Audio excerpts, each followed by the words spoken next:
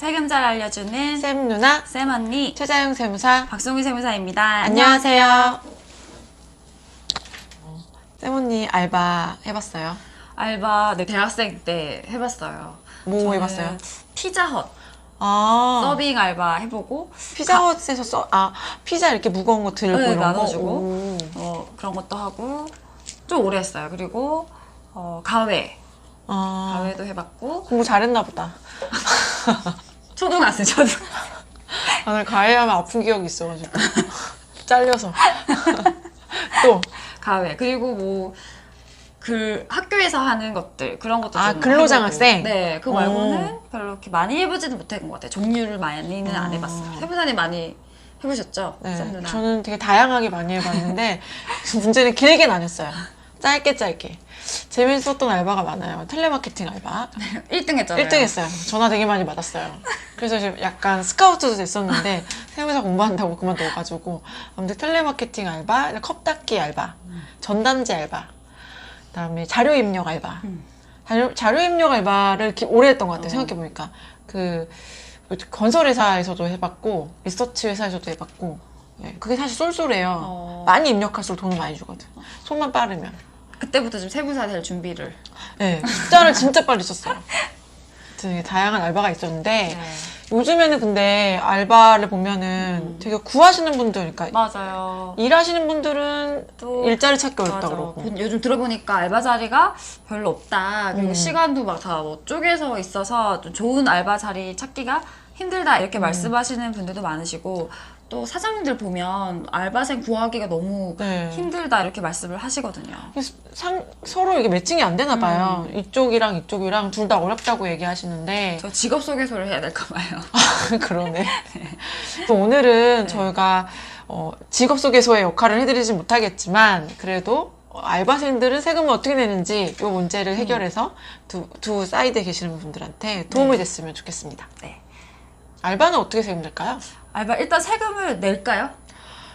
낸 적 있었어요, 저도. 저도 생각해보니까 냈던 것 같아요. 왜냐면 한 곳에서 길게 일을 했기 때문에 냈었는데 사대보험 내는 알바도 있었거든요. 아주 길게 하거나 네네네. 이러면 요즘에는 물론 저희가 알바했을 때보다는 법이 많이 바뀌어서 기준이 다르기 때문에 알바생들 어떻게 세금 내는지 우선 세법에서 말하는 기준을 말씀드리면 정확할 것 같아요. 네. 먼저 아르바이트, 알바생의 정의를 먼저 이야기해보면 좋을 것 같은데 일단 세법에서 말하고 있는 아르바이트란 일용직이죠. 일용직. 그러니까, 네.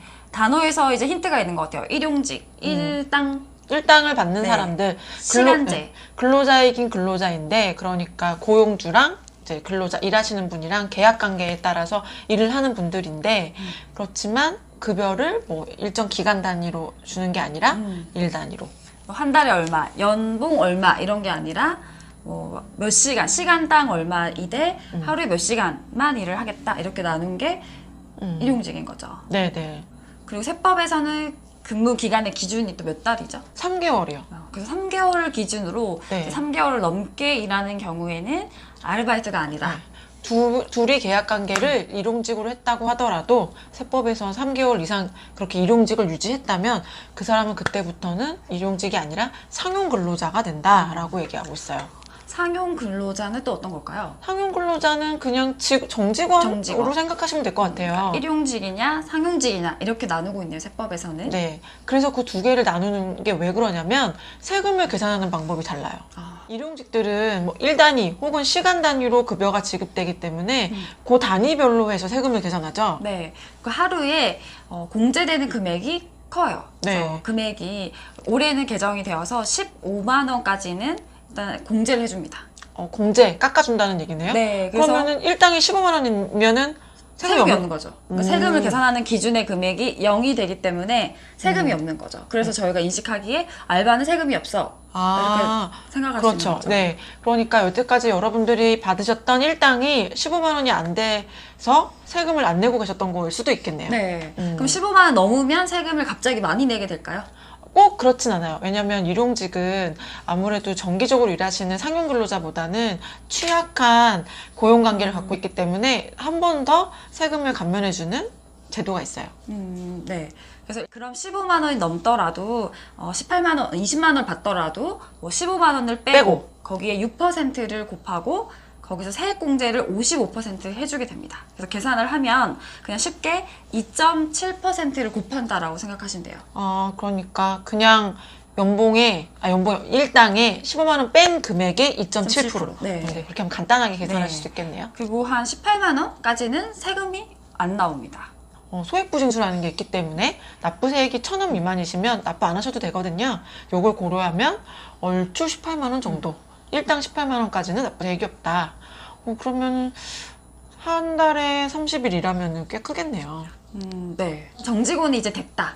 라고 하면 이제 상용 근로자라고 한다고 했는데 그때는 어떻게 세금이 될까요? 상용 근로자는 그냥 정직원이기 때문에 1년 동안에 받은 근로소득을 다 합산해서 거기에 근로소득 공제하고 그다음에 흔히 우리가 말하는 연말정산을 해가지고 납부세액을 결정을 해요. 그러니까 일용직이랑은 전혀 다르죠. 근로자들은 아예 다르다. 네. 그거는 다음에 저희가 급여 명세라든지 뭐 인턴들은 세금이 어떻게 되는지 한번 준비를 해보도록 하겠습니다. 네. 그래서 아까 설명드렸듯이 이제 일용직은 뭐 18만 원까지는 일당 세금이 없다라고 했는데 일을 해봤더니 나는 세금을 냈는데라고 생각하시는 분들 계실 것 같은데요. 네. 보통 일용직이면은 낼 일이 진짜 없어야 없잖아요.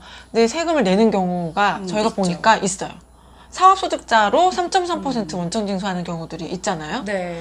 조금 이상하죠. 그죠. 사업자 내 마음대로 할 수는 없는 거죠. 사업자는 내 마음대로 해야 되는데. 그러니까 근로자, 우리가 일용근로자라고 말하고 앞에서 이제 고용계약관계가 있냐 없냐 여부를 따지는데 고용계약관계가 있다는 거는 근로시간을 마음대로 정할 수 있느냐 아니죠. 사실 제일 중요하잖아요. 업무 범위를 내가 정할 수 있느냐 독립적으로 그렇지는 않은데 그거는 뭐 아마도 어떠한 사정에 의해서 원천징수하는 거, 사업자로서의 원천징수를 택하시는 경우들이 있잖아요. 그럼 사실 알바생 입장에서는 사업주가 그렇게 하겠다고 하면 그죠. 계약을 할 수밖에 네, 없겠죠. 네. 약자인 경우가 많으니까. 네. 그랬을 때 그럼 그 세금을 돌려받을 수 있는 방법이 있죠. 있죠. 네. 원래 일용직으로 신고가 되어 있으면 18만 원까지는 납부세액이 없기 때문에 안 내도 되는 세금을 3.3%로 원천징수를 하면 세금을 조금 떼니까 네. 대신 나중에 돌려받으시면 돼요. 네. 그땐 세금을 그럼 언제 돌려받느냐? 바로 5월 달에 종합소득세 신고를 하시면서 환급 신청을 하시면 됩니다. 네. 어려운 건가요?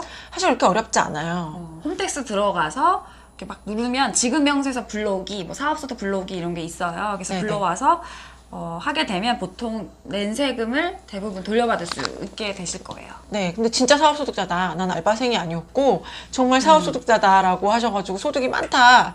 몇 천만 원 낸다. 그러면은 다 돌려받으시는 건 아니고요. 그럴 경우에는 이제 단계에 따라서 환급세액이 나올 수도 있고 추가납부세액이 나올 수도 있으니까 무조건 사업소득자가 세금을 돌려받는 건 아니라는 거. 네. 그래서 알바하시는 분들 한번 급여를 어떻게 받고 있는지 네. 한번 확인해 보면 좋을 것 같아요. 내가 세금을 내고 있는 건지, 내고 있으면 어떤 방법으로 내고 있는지 한번 확인해 보시고 이 상황에 맞게 대처하시면 될 것 같습니다. 그리고 잊어버리시면 안 돼요. 원천징수가 되어 있으면 꼭 5월 달에 환급 신청하셔야 3.4%뗀 금액을 다시 돌려받을 수 있거든요. 가만히 계신다고 환급해 주는 건 절대 아니기 때문에 만약에 지금 세금 내고 계신다면 잊지 마시고 5월 달에 꼭 환급 신청하시기 바라겠습니다.